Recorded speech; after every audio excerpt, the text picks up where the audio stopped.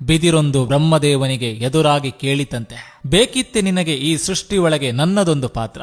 ಹೂವಿಲ್ಲ, ಹಣ್ಣಿಲ್ಲ, ದಣಿದು ಬಂದವರಿಗೆ ನೆರಳೂ ಕೂಡ ನೀಡಲಾಗುವುದಿಲ್ಲ. ಅದಕ್ಕೆ ಬ್ರಹ್ಮದೇವ ನಕ್ಕು ನುಡಿದರಂತೆ, ಯಾಕೆ ಸಾಧ್ಯವಿಲ್ಲ, ಮನಸ್ಸು ಮಾಡಿ ನೋಡೊಮ್ಮೆ ಅಂತ. ಬಿದಿರು ಹಠ ಹಿಡಿದು ಬೆಳೆಯಿತಂತೆ. ಕೃಷ್ಣನ ಕೈಯಲ್ಲಿನ ಕೊಳಲಾಯಿತಂತೆ. ಮಕ್ಕಳ ತೂಗುವ ತೊಟ್ಟಿಲಾಯಿತಂತೆ.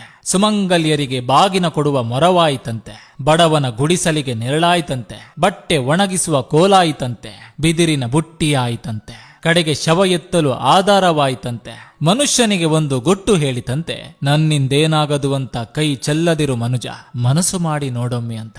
ಸೇವೆ ಎಲ್ಲರಿಗೂ ಮಾಡು, ಆದ್ರೆ ಪ್ರತಿಫಲ ಯಾರಲ್ಲೂ ಬಯಸಬೇಡ. ಯಾಕಂದ್ರೆ ಸೇವೆಯ ಪ್ರತಿಫಲ ನೀಡುವವನು ಭಗವಂತನೇ ವಿನ ಮನುಷ್ಯನಲ್ಲ. ಸಂಬಂಧ ಎಂಬುದು ಹೃದಯದಿಂದ ಕೂಡಿರ್ಬೇಕೆ ಹೊರತು ಅವಶ್ಯಕತೆಯಿಂದಲ್ಲ.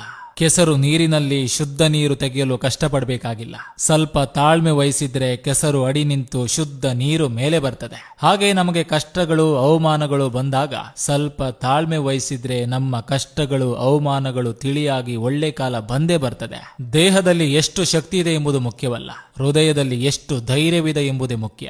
ಒಂದು ನೋವಿನಿಂದ 1000 ಹನಿ ಕಣ್ಣೀರು ಹಾಕಿದೆ ಎಂದು ನೊಂದುಕೊಳ್ಬೇಡ. ಆ ಒಂದು ನೋವಿನಿಂದ ಲಕ್ಷಗಟ್ಟಲೆ ಅನುಭವ ಪಡಿದೆ ಎಂದು ಖುಷಿಪಡು. ಆ ಅನುಭವಗಳೇ ನಿನ್ನ ಉನ್ನತ ಜೀವನದ ದಾರಿಗೆ ಸ್ಫೂರ್ತಿ.